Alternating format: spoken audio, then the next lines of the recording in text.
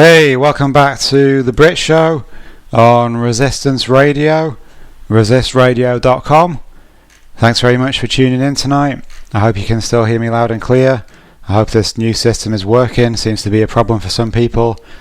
I don't know why that is. Maybe something to do with flash players or whatever. But I mean, this is really the best I can do, and unless we want to pay loads of money for something, then it's going to have to do. So yeah, thanks for tuning in.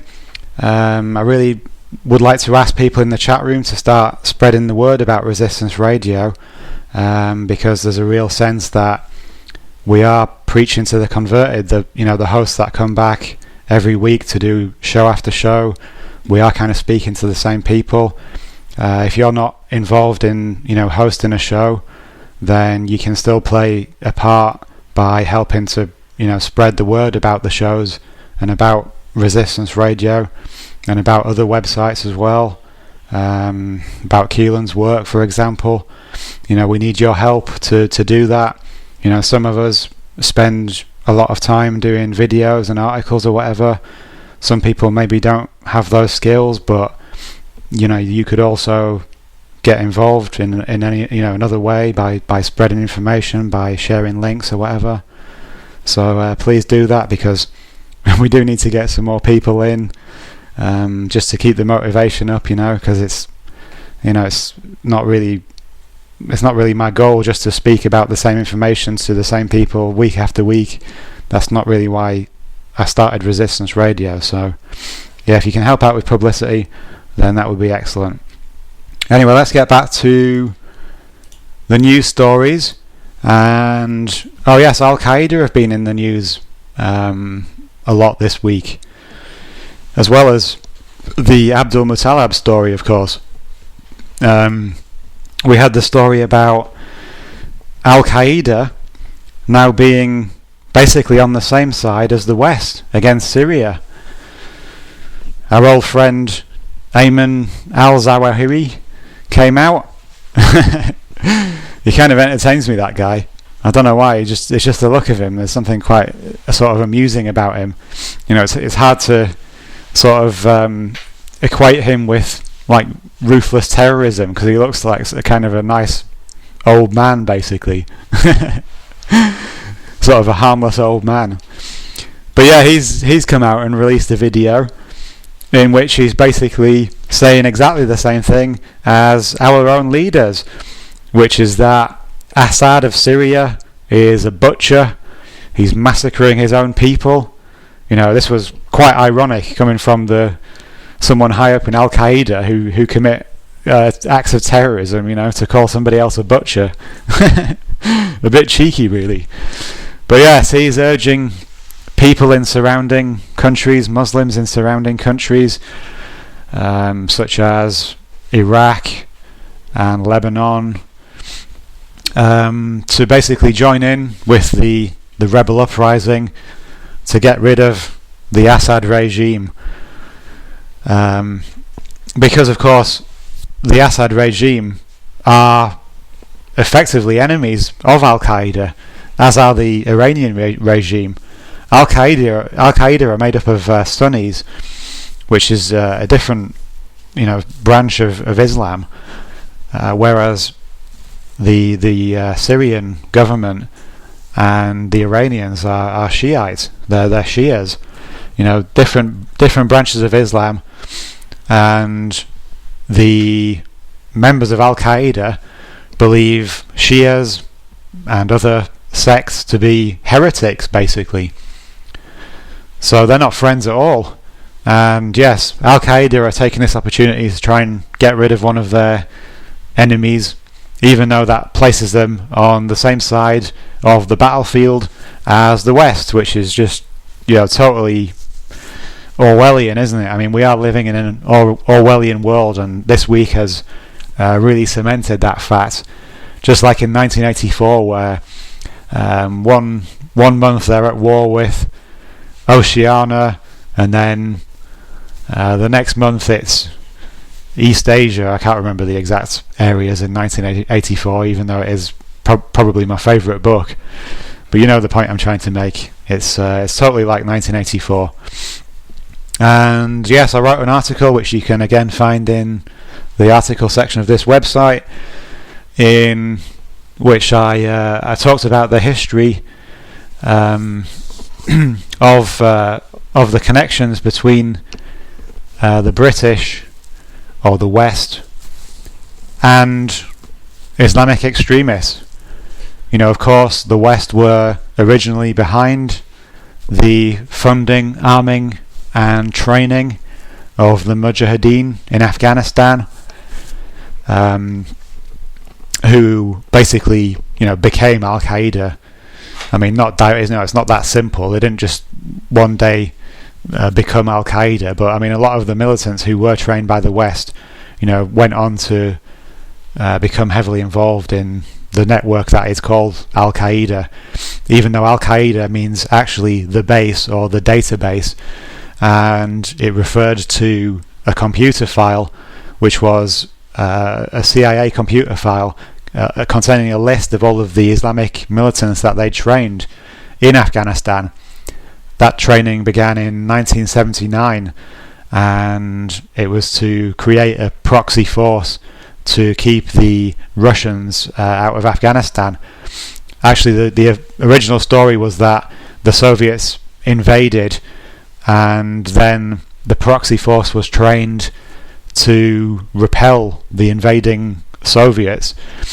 But the reality is, as Zbigniew Brzezinski admitted in an interview not too long ago, it was actually a trap that they set up, and that they basically sucked the Russians into Afghanistan, and they wanted to pull them in to get them bogged down in their own Vietnam, basically. So it was a case of entrapment, and these Mujahideen, fully armed and trained by the West, which was Operation Cyclone, was the name. So that's the roots of the West's connection with Islamic extremists. And of course, last year we had this illegal, immoral attack on Libya, a sovereign nation which didn't pose any threat to the West, but which was bombarded by NATO because Gaddafi was allegedly about to commit a massacre in Benghazi, which never happened, and which, as I say in the article, you can understand why he wanted to take military action when some of the people in that rebel uprising were Islamic extremists. And also, of course, they were being trained by the SAS, who were in there from the very first beginnings of the uprising.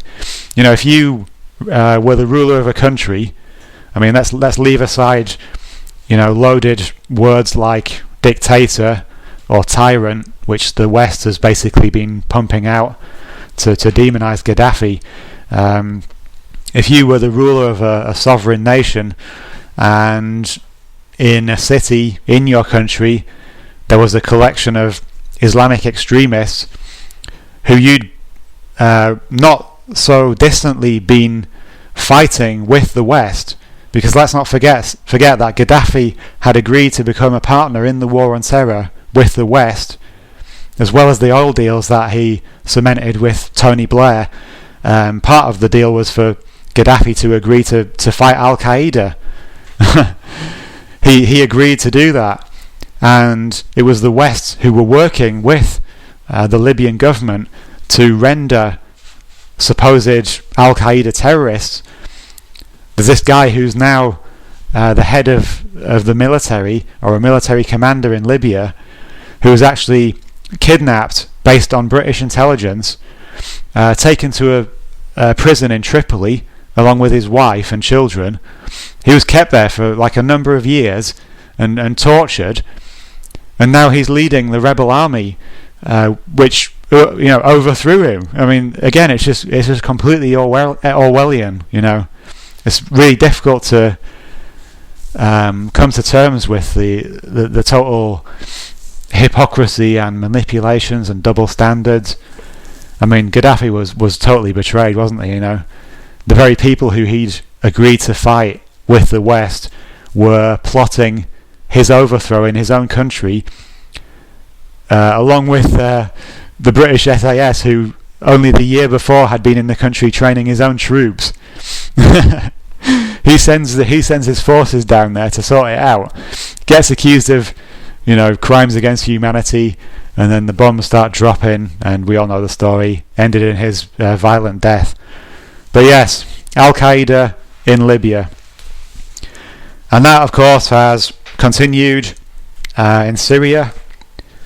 Syria, obviously the next target of the West. They want to see Assad toppled and his regime. And again, we see Al-Qaeda operating in Syria. There's not as clear evidence that they're working directly alongside the more peaceful protesters as there was in Libya, but I guess there must be. But these Al-Qaeda terrorists, are just setting off bombs in Damascus, in the city of Aleppo, which I reported on in my last show. I was at the show before, recently anyway. Civilians have been killed, and this is Al-Qaeda that's doing it. Even the US has said this is Al-Qaeda. And if those terrorists, aren't being directly funded and armed by the West, which I think they probably are, I know there are some reports that is the case. If that's not the case, then at the very least they're turning a blind eye to these terrorists, because it serves the agenda, which is an agenda of destabilisation of the country to topple the government. It's as simple as that. As much chaos as possible is in the interest of the West, and it's just ridiculous. It's just totally Orwellian, as I've said before. Can't think of a better word for it, really. I don't think we're going to see a direct NATO involvement in this attempt to topple Assad. I think even our leaders know that would be pushing things a bit too far to try a repeat of Libya involving NATO airstrikes. The head of NATO today has said they're not going to repeat Libya. Cameron and Sarkozy have said it today. Actually, there was a strange quote from I can't remember whether it was Cameron or Sarkozy, but they were meeting today to seal a military deal. Another story in my bookmarks. Great. More equipment to kill innocent brown people is being agreed on today between Cameron and Sarkozy. They've agreed to develop a drone together, a new kind of drone.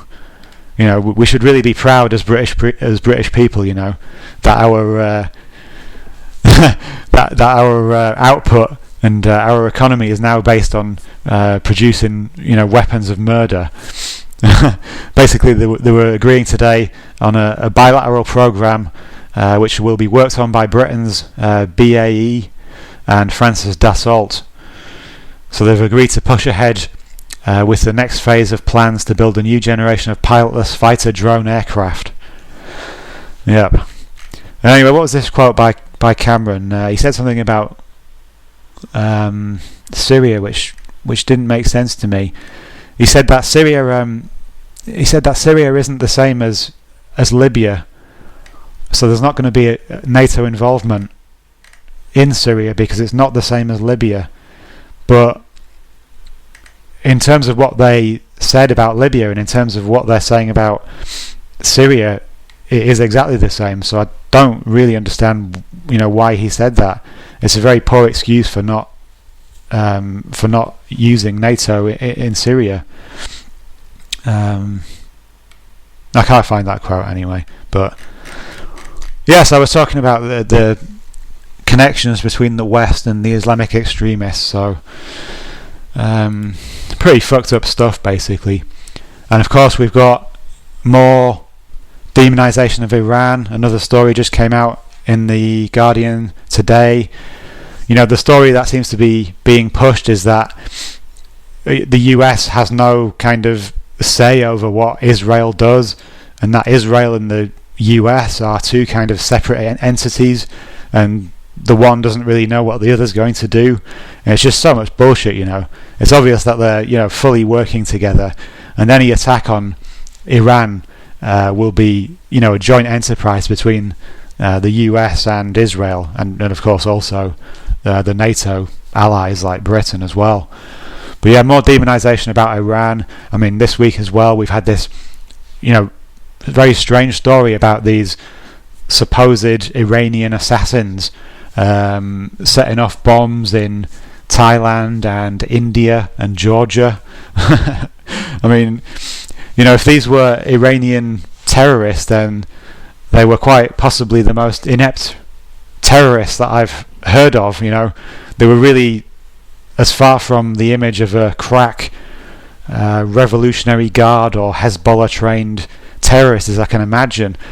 These three chumps in Thailand, they managed to blow their own house up first. They tried to run off, and and then one of them tried to flag a taxi down, and because he was covered in blood and disorientated, the taxi driver refused to pick him up.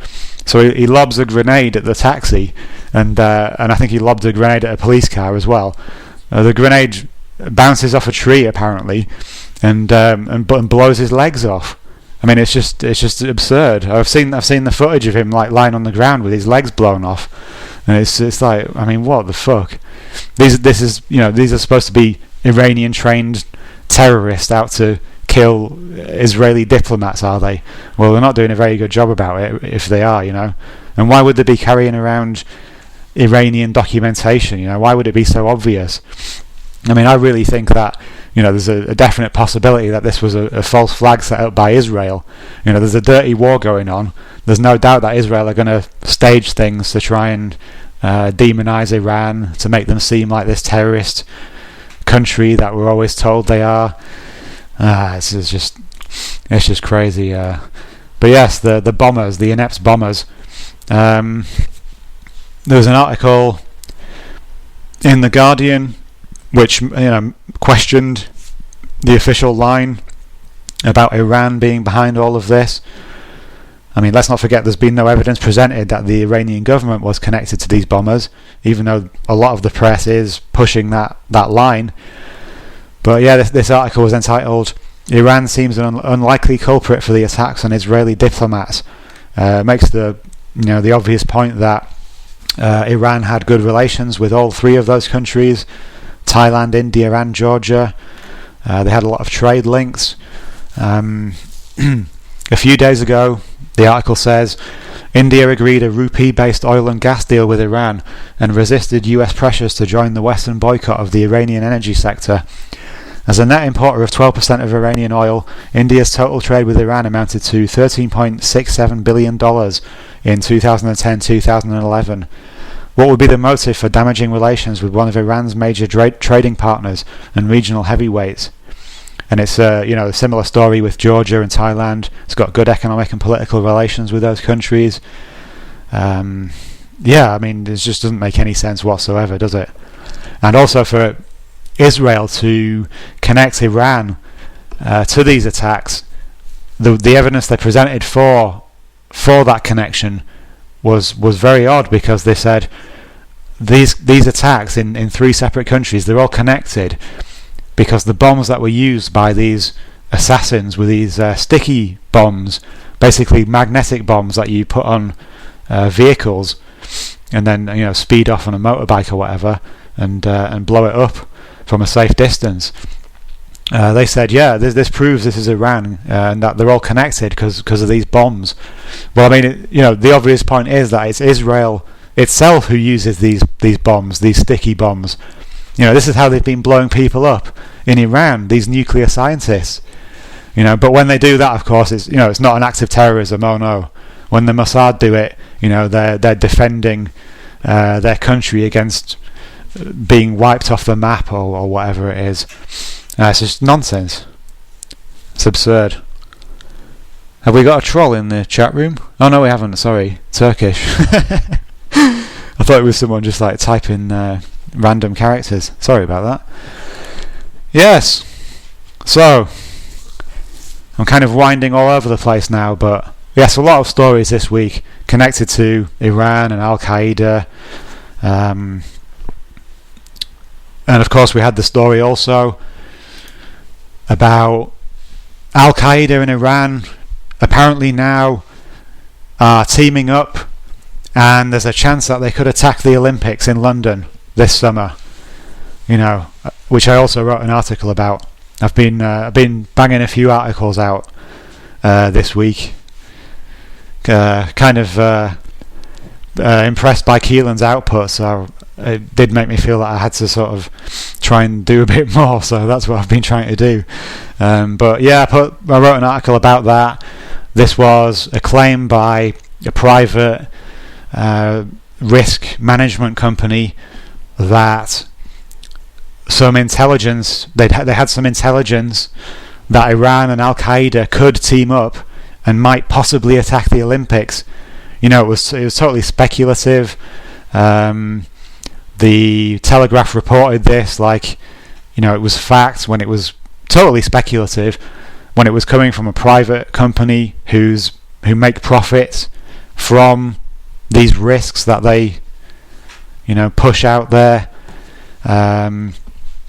The intelligence services had actually said that there weren't any lines of inquiry into this being conducted, which kind of makes it questionable as to the credibility of this intelligence, because surely they would be acting on that intelligence if there was a real threat of this. And as I said earlier, Iran, Shia, Al-Qaeda, Sunni, it makes absolutely no sense whatsoever for them to do that. Why would Iran want to attack the Olympics? Why would Iran want to attack people with nuclear weapons that it doesn't even have, that it's supposedly developing, that there's not actually any evidence for? Why would they want to do that? It makes absolutely no logical sense why Iran would want to use any kind of terrorist attack on another country, but particularly a nuclear attack. It would be suicide. It's as simple as that, Absolutely no reason at all. Well, I'm coming to the end of the show, but I guess I don't have to wrap up dead on time now that I'm on this new system. There were a few more stories which I'll just mention briefly. I'm sure you know all this. I know the regulars kind of keep well researched, but as I said earlier, if you can try and spread the word, get some new people in who maybe don't know as much as we do about this kind of stuff. That's really what we need to do, isn't it? So yeah, of course there was this story about Libya, that less than a third of Libyans want democracy, a survey that was carried out amongst Libyans, which is very interesting. Most people would prefer to see a strong one-man leader, the implication obviously being someone like Gaddafi rather than democracy. So, pretty interesting stuff, when one of the reasons cited by the West for this takeover of Libya, or one of the justifications, was to spread democracy. Well, the people themselves don't want democracy, most of them, according to this survey anyway. So that was pretty interesting. Mervyn King has been in the news again, and quite outrageously, this was, of course, was in light of the quantitative easing, the billions of pounds, billions of computer digits that are being pumped into the economy, or rather given to the financial sector. So he made a reappearance, and in this article he quite outrageously basically put the blame, or some of the blame, for Britain's economic situation on people who save money, which I thought was just ridiculous. If you're sensible and you save money and you put money away for a rainy day, as any reasonable person would, I mean, it just makes sense, doesn't it, to prepare for the future. Even if there's not going to be an economic collapse, you still need to save money and prepare for when you're older or whatever. Yeah, he basically said because of households saving money, that's having a negative effect on the economy. He said savings were effectively acting as a brake on the economy. Quote, one of the reasons for slow growth in the last year was weakness of consumer spending and higher savings by household. The report also suggested that saving may yet rise again, because households may want to increase the amount that they save due to other factors, such as the need to save more for future retirement provision.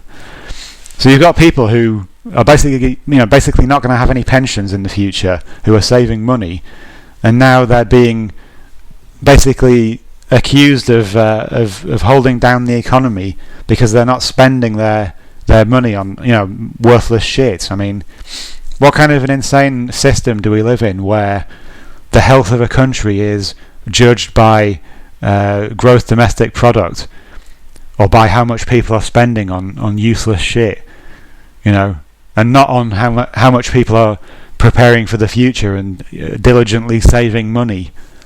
It's just a completely insane system, isn't it?